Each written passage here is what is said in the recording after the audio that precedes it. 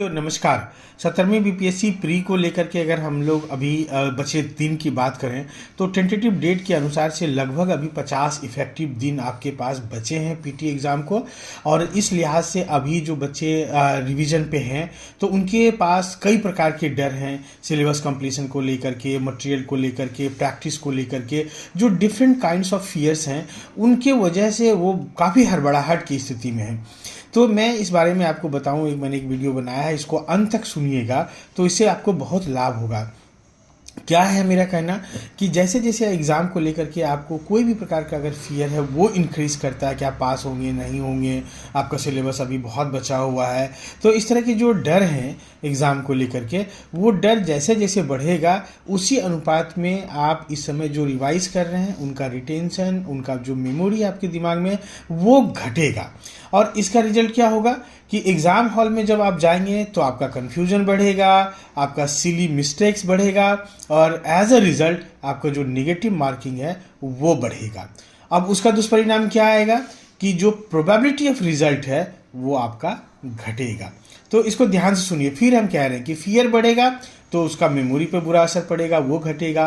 अब मेमोरी घटेगा तो एग्ज़ाम हॉल में कन्फ्यूजन एंड निगेटिविटी और जो सिली मिस्टेक्स हैं वो बढ़ेंगे और इनकी वजह से आपका प्रोबेबिलिटी ऑफ रिजल्ट घटेगा। दूसरी बात मैं कहना चाह रहा हूँ कि यूजुअली जो परिणाम की चिंता होती है आपके मन में वो रिजल्ट के इन्वर्सली प्रोपोर्शनल है, यानी जितना ज़्यादा आप चिंतित होंगे रिजल्ट का उतना ज़्यादा जो फियर फैक्टर है जितना बढ़ेगा रिजल्ट का चांसेस उतना घटेगा।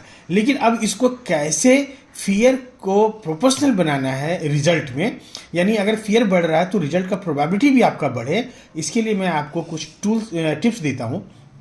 वो ये है कि अगर आपको एग्ज़ाम का फियर है और पॉजिटिव फियर है तो इसको पॉजिटिविटी में बदलना है। यूजुअली फियर जो है नेगेटिव चीज़ है, लेकिन उसको पॉजिटिविटी में कैसे बदल सकते हैं कि अगर आपको अभी इस समय एग्ज़ाम को लेकर किसी प्रकार का संशय है तो आप क्या करिए कि अपना जो टाइम है उसका सर्वाधिक उपयोग अपनी पढ़ाई पे कीजिए।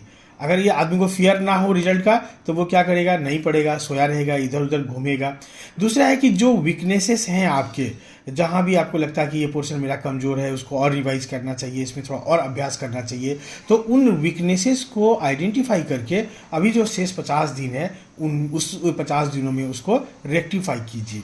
इसके बाद जो आगामी अभी फेस्टिवल सीजन है काफ़ी आपका ये टाइम खींच लेगा, तो मैं ये कहना चाहूँगा कि ये जो एग्ज़ाम का जो एक फियर होता है तो उसको पॉजिटिव में हम लोग कैसे बदलते हैं कि एग्ज़ाम जो मंथ होता है, एग्ज़ाम का जो टाइम होता है 1-2 महीने का, उस टाइम में आप तमाम तरह के फेस्टिवल, तमाम तरह के सेलिब्रेशन से खुद को बचाइए और वो सारा टाइम आप किस में लगाइए, पढ़ाई में लगाइए, रिवीजन में लगाइए। तो अब इन चीज़ों को एडॉप्ट करके अपने फियर को पॉजिटिविटी में बदल सकते हैं, फियर को डायरेक्टली प्रोपोर्शनल बना सकते हैं रिजल्ट को।